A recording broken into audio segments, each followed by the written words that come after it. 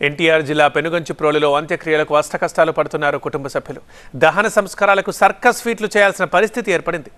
ఎన్టీఆర్ జిల్లా పెనుగంచిప్రోలు తిరుపతమ్మ అమ్మవారి దేవస్థానంలో కేశఖండనశాలలో పనిచేసే రాము అనారోగ్యంతో చనిపోయాడు.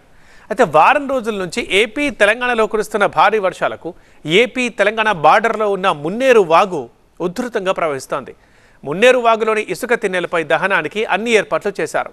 కానీ మృతదేహాన్ని అక్కడికి తీసుకొని వెళ్లేందుకు కుటుంబ సభ్యులకు ప్రాణం మీదకు వచ్చింది.